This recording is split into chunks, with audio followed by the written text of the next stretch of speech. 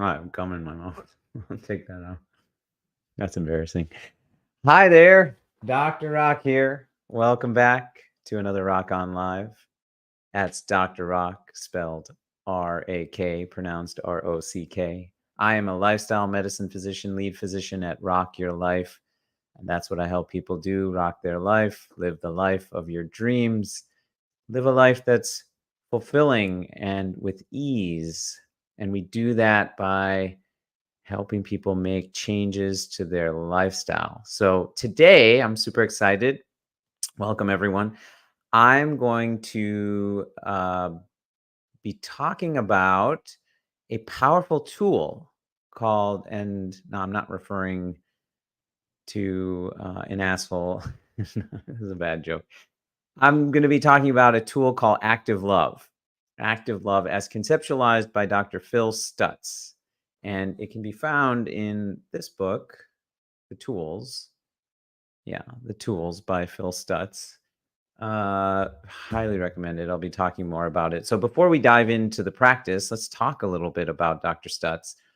Dr. Stutz is a renowned psychologist, psychiatrist and psychotherapist. And he's spent decades working with patients to help them navigate life's challenges. He really said when he got out of medical school and he got into psychiatric practice, he said, I constantly am seeing people who have these real world problems. And he was doing a lot of talk therapy and medical therapy. And he didn't feel like those were very practical. The talk therapy in particular, he would do a lot of talk therapy, and people were sort of going over and over their past and their problems. And it wasn't that, that wasn't needed, but it also wasn't necessarily practical. It wasn't helpful as he thought it could be. Then he said, like, these tools almost came to him through his intuition, like they were downloaded by the universe into him, or uploaded, and they manifested to help his patients deal with real psychological stress in this active rather than passive way. And so the book is a collection of these tools. And one of the most impactful tools that I use regularly is something he developed called active love. And so active love is, first of all, why did he develop this tool? So Dr. Stutz sort of describes what we often get stuck in, and he's a co-author, Barry Michaels, and they say we often get stuck in this what they refer to as the maze. Okay, so the maze is when you find yourself kind of upset or resentful when someone says something or does something, and you can't get that person out of your head. You get stuck in this maze of anger, resentment, and it's almost like it paralyzes you because you just keep coming back to it. You keep thinking about it. And have you all been there? Um, so let me share a personal example. Um, just yesterday, I was late in picking up my kids from school. I was late about 10 minutes. I had a busy day. I had a patient visit that went over, and my wife is a kidney specialist, and she is on service in the hospital this week. So there's a lot of, I'm sort of managing things in the home, and also, um, late. That's sort of what led me to be late to pick up the kids. And there was a little bit of traffic and whatnot. And my daughter was very upset. She was very, very upset. And the first thing she said is, this is like a repeated pattern. You keep doing this, and you always say you're sorry, but your actions your actions don't change. Even now I'm laughing. I hope she doesn't watch this. This is why she was upset.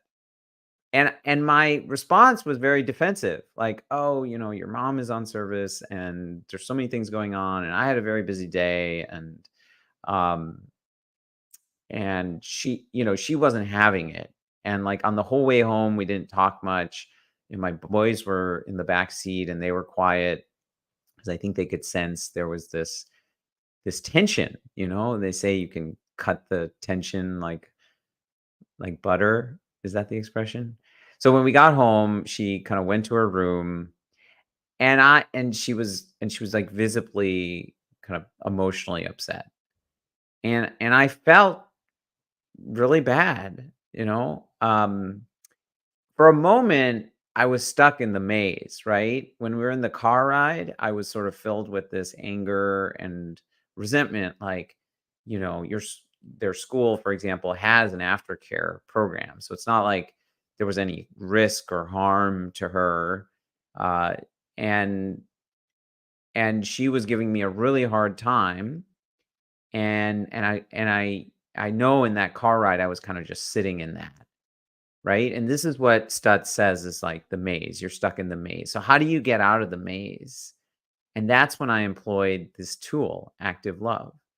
So active love is, um, well, I'll describe the tool in a second, but first let me tell you the cues for using the tool.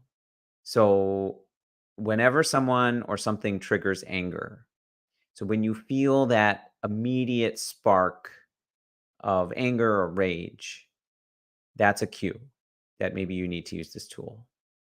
When you find yourself reliving personal injustices, so when past wrongs, somebody said something, somebody did something, keep replaying in your mind, this is a cue that you might need to, that you would benefit from using active love.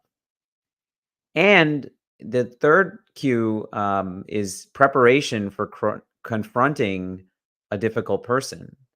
So if you have an experience in the past with somebody who triggers you, before you face that person, before you know that you might be kind of triggered again, this is a tool you can use. Okay. So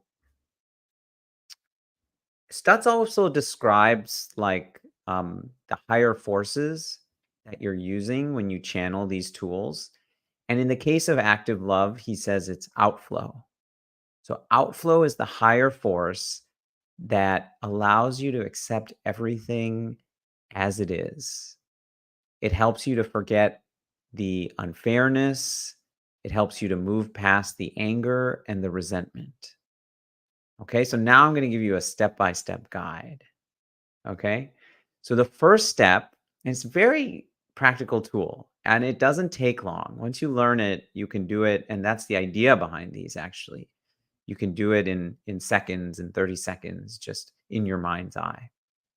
So first, close your eyes, and I'm going to guide the practice. I'll describe it first, and then I'll guide the practice. Okay. So if you're watching at home, you can just listen, and then if you want to go through it, I'll guide it. Okay. So first, you're going to close your eyes, and you take a few deep breaths. There's what I call tranquil breaths, where you're filling the belly up. I like to put one hand on the belly, actually. And then you're going to place one hand over the heart. And again, your eyes are closed. Mine are not closed because I'm speaking to you. But normally you would do this, if you can, with your eyes closed, because it helps to sort of visualize this. And and then you're going to imagine a warm, radiant light in your chest. And this light is the love that you hold inside of you. And as you breathe, you'll feel it growing. You'll feel it growing warmer and brighter with each breath. So, this first step is about connecting with the love within yourself. That's step one. Focus on the heart. Step two is to radiate that love outward. So, now with your hand still on your heart, with you still taking slow, deep breaths with your eyes closed, you're going to visualize this light expanding. You'll see it spreading from your heart and then filling your entire body. And as it grows, it starts to extend beyond you. It starts to radiate outwards. And you picture this love reaching out to that person that you care about. you picture this warmth and this light radiating from your heart, all concentrated from all that love in the universe that has entered you, now outward from your heart to the person that you care about. Now, mind you, this is the person that you're angry with or resentful. And as you do this, you feel the connection and the warmth that this love brings. It's almost like that beam of love, of radiating energy, is connecting you with that person. And then finally, the third part of the practice is to feel that connection. So you extend this love even further. So as you're thinking about that person that you have conflicts with or you find challenges with, you visualize this love surrounding them, embracing them. Right? For me, as soon as we got home and I saw how upset my daughter was, and I recognized that I was in the maze, I sat down on the sofa, I closed my eyes, and I visualized my daughter during our disagreement. And I visualized that beam of love emanating from me. And in that moment, you can feel that compassion, that connection, even if it's challenging. You just breathe deeply and let this feeling settle in. Okay? So now let's practice active love together. Okay? So just close your eyes and follow my voice. I want you to first just take a couple deep breaths, back straight, shoulders back. Put one hand, if you like, on your belly just to remind you that you're taking full deep breaths, and you can put the other hand over your heart. And as you take a deep breath, I want you to focus on your heart.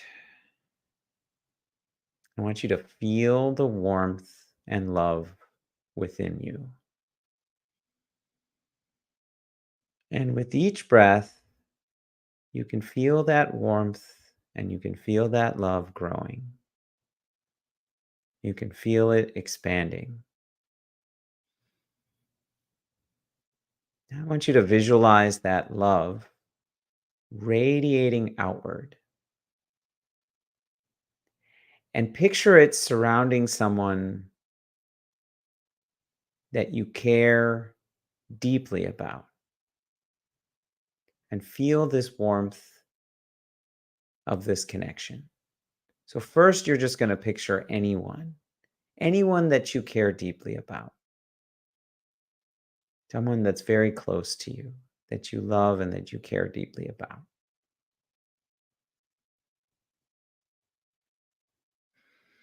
Just feeling that warmth extend to that person, emanating from your heart, and feeling what that love and connection feels like.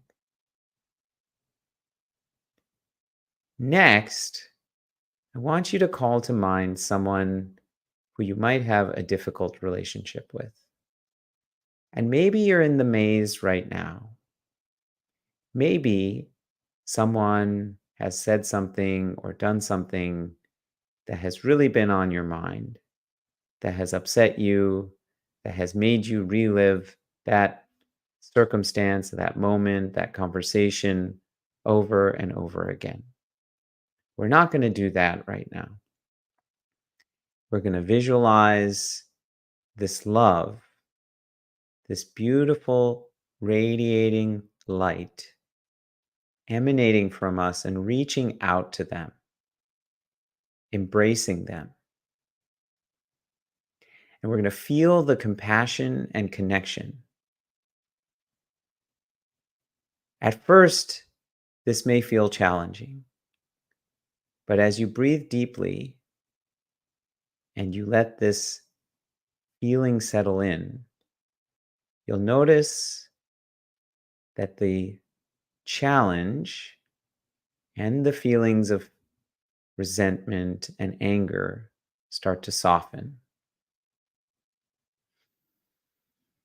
And we're just going to take a few more breaths.